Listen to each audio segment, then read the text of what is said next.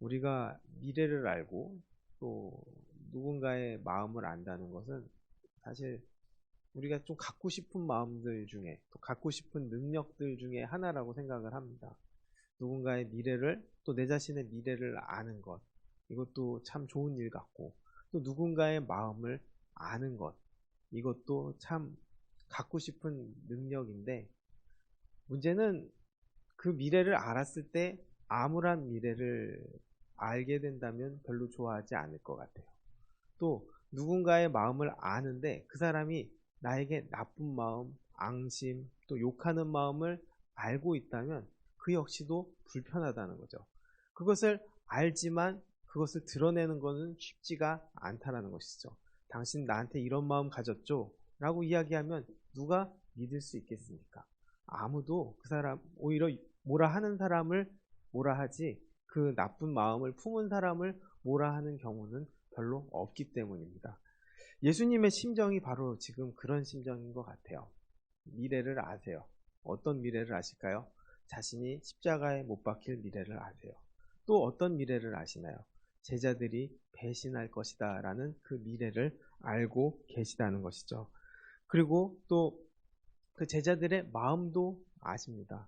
누가 배신하고 누가 나를 팔 것이며 또 누가 나에게 해를 가할 것인지 그 모든 것들을 다 알고 계셨다라는 것이죠. 그 마음이 어떨까 생각해 보게 됩니다. 3년간 같이 잠을 자고 먹고 마셨던 그 사람들과 헤어져야 되는 상황이고 그들의 배신을 경험해야 되는 상황이고 그 수많은 사람들이 자신을 핍박하고 십자가에 못 박히는 상황 그것을 안다는 것 사실 집에서 혼자 서 있기도 힘들 그런 상황이다라는 것이죠. 그럼에도 불구하고 예수님께서는 자신의 그 죽음 앞에서 죽으실 것을 앞에서 유월절 만찬을 나누셨다라는 것입니다. 유월절 만찬을 나누시고 또 그 만찬이 준비되는 그 상황을 다 믿음으로 하셨다는 것이죠. 그래서 어디서 잡수시기를 원하십니까? 어디서 준비하기를 원하니까 아니 성한 아무에게나 가서 선생님 말씀이 내 때가 가까이 왔으니 내 제자들과 함께 유월절을 내 집에서 지키겠다 하라 하시니 제자들이 예수께서 시키신 대로 유월절을 준비하였다고 합니다. 아무도 모르는 누군가에게 또 누군지도 모르는 그 익명의 사람에게 내가 쓰겠다 하라 했을 때 어떻게 됐을까요? 바로 그 말에 순종했다라는 것이죠. 우리 인생도 그렇습니다. 어려움도 있고 여러 가지가 있지만 주님이 사용하신다, 주님이 쓰신다 할 때 우리는 어떻게 반응해야 될까요? 결국 이 사람의 이름이나 어떤 것들이 드러나진 않았지만 그는 순종했다는 것이죠. 자기의 자리를 내어주었고 자기의 자리에서 만찬을 누리게 했다라는 것입니다. 나는 여러분들이 정말 하나님이 쓰시겠다 할 때 순종하고 달려갈 수 있게 되기를 바랍니다.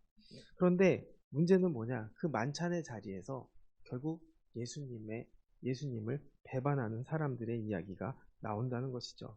결국 예수께서 20절에 보면 예수께서 12제자와 함께 앉으셨더니 이렇게 이야기를 하는데 이미 이게 마지막으로 이제 12제자라는 말이 나오는 부분입니다. 결국 그 후에는 12제자가 아니라는 것이죠. 그러면서 그 중에 나를 팔리라 라고 예수님께서는 말씀하십니다.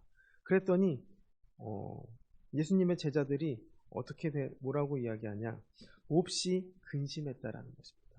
몹시 근심하고 주여 나는 아니지요 라고 이야기를 했다는 것이죠. 사실 제자들 마음속에는 그런 부분들이 있었을 겁니다. 나는 아니지요. 나는 아니지요. 그럼 나는 아니지요라는 무슨 말은 내면에선 어떻게 해요? 나는 배신할 생각이 있었습니다 라고 고백하는 것 같아요. 그리고 실제로 배신한 사람들이 나왔고 모두가 다 예수님을 배신했다라는 것이죠.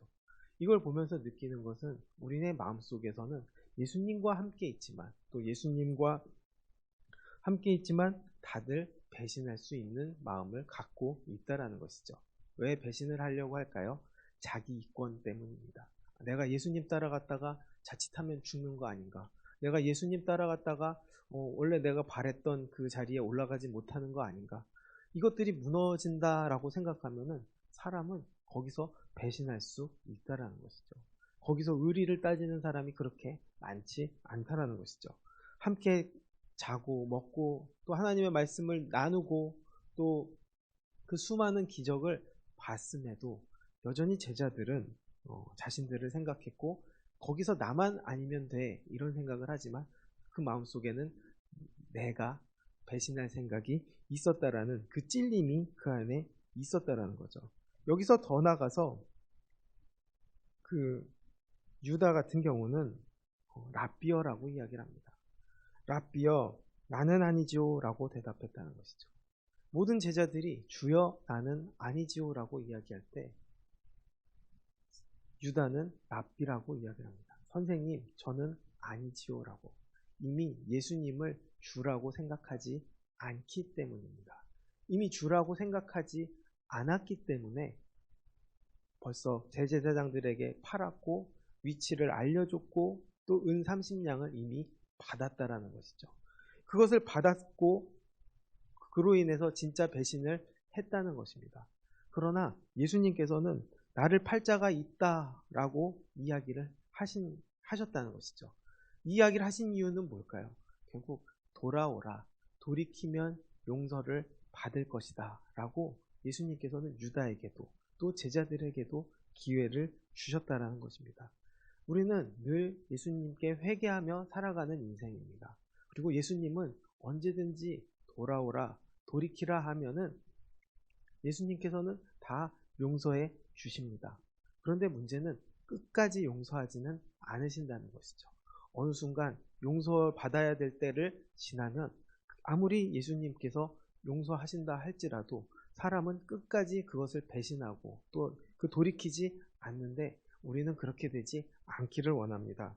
또 그 상황 속에서 하나님을 더욱더 바라보고 의지함으로 인해서 배신이 아니라 끝까지 믿음 지킬 수 있게 되기를 원합니다. 왜냐하면 반드시 끝은 있기 때문이고 그 끝에서는 결국 심판이 있기 때문입니다. 그래서 항상 돌이키기를 원하시고 계시다는 것이죠. 예수님께서는 그들에게 다시 돌이키라고 이야기를 하십니다. 만찬을 하셨죠. 만찬을 하시면서 떡을 떼고 축복하시고 제자들에게 이르시되 주시면서 받아서 먹으라 이것은 내 몸이라 하시고 또 잔을 가지사 기도하시고 그들에게 주시며 이것을 마시라 이것을 죄사함을 얻게 하려고 많은 사람을 위하여 흘리는 나의 피 곧 언약의 피니라 라고 이야기를 하시죠. 성찬식을 거행하셨다는 것입니다. 이 성찬식을 거행하는 이 와중에도 예수님께서는 어떤 마음이셨을까요? 결국 그들이 돌이키기를 원하시는 마음, 돌아오기를 원하시는 마음, 회개하기를 원하시는 마음, 다시 기회를 계속 주고 싶은 예수님의 마음이 드러난다는 것이죠. 그리고 우리는 다 배신할 수밖에 없는 그런 존재이긴 하지만 결국 내 안에 누가 들어오면 예수 그리스도가 들어오면 내 안에 하나님의 말씀이 들어오고 성령님이 들어오고 하나님이 들어오면 우리는 다 회개되고 회복될 수 있다라고 이야기를 하시는 것입니다. 그런데 예수님은 이것에 대해서 굉장히 극단적으로 말하시는 것 같습니다. 내 몸을 먹고 또 내 피를 마시라. 굉장히 강한 표현이죠. 오히려 어떤 바리새인들은 이것을 식인종이다 이런 식으로 비판하면서 어떻게 그렇게 이야기할 수 있느냐라고 이야기하지만 예수님은 내 안에 우리 안에 하나님이 들어오기를 하나님이 들어와서 그 영양분을 우리에게 그 영양분이 우리에게 공급되기를 예수님께서는 원하고 계신다는 거죠. 워낙 많이 원하고 계시고 또 간절히 원하셨기에 강한 어조로 이 말씀을 전했다는 것입니다. 그러면서 예수님께서는 그 성찬 후에 예수님께서는 제자들이 나를 버린다라고 이야기를 하십니다.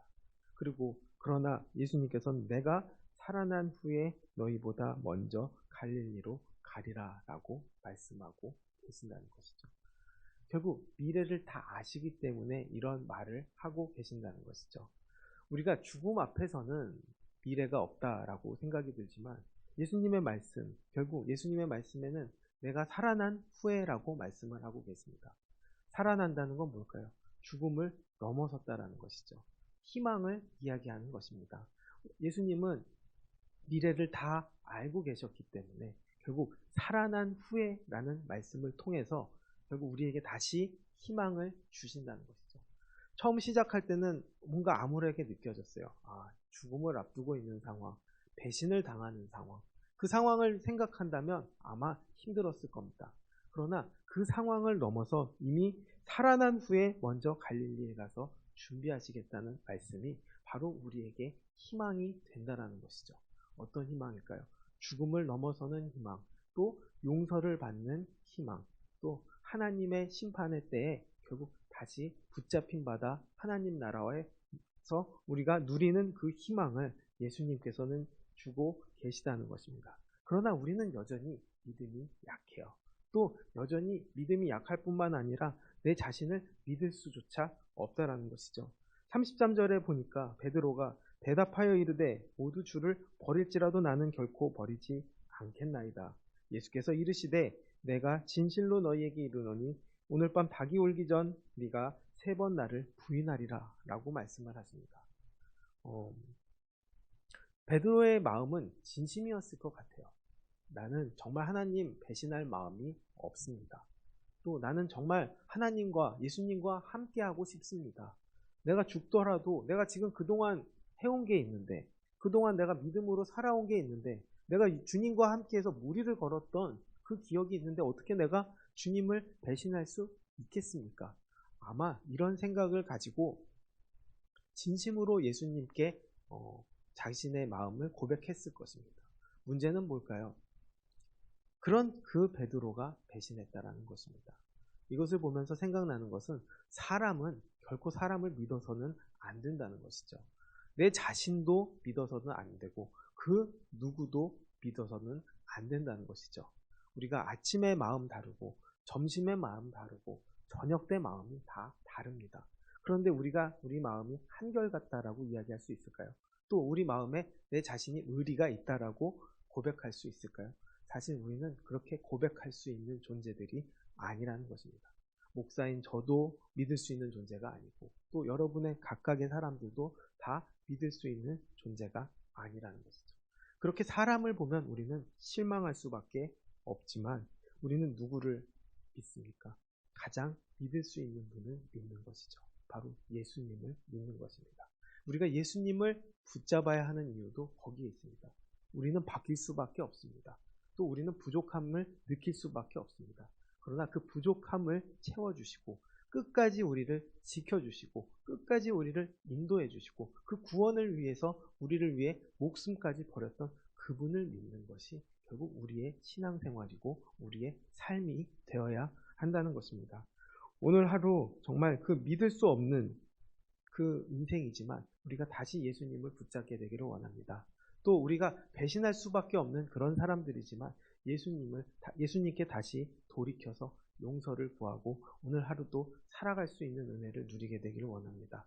그로 인해 우리가 믿음으로 승리하고 은혜로 승리하고 또 마음을 다하여 승리할 수 있는 저와 여러분이 되기를 주님의 이름으로 축원드리겠습니다.